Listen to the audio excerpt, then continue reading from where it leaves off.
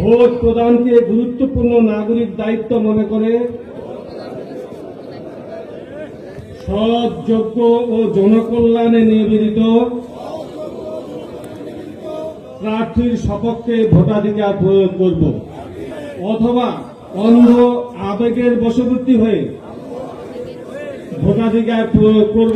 মিথ্যাচারী, মানবতা বিরোধী, নারী বিদ্বেষী ও নির্যাতনকারী সাম্প্রদায়িক ব্যক্তি, সাজাপ্রাপ্ত অপরাধী, মাদক ব্যবসায়ী, চোরা কারবারি, ঋণ খেলাপি, বিল খেলাপি, ভূমিদস্যু, পরিবেশ ধ্বংসকারী, কালো টাকার মালিক অর্থাৎ কোন অসৎ, অযোগ্য ও গণবিরোধী ব্যক্তিকে ভোট দেব না, ভোট দেব না, ভোট দেব না।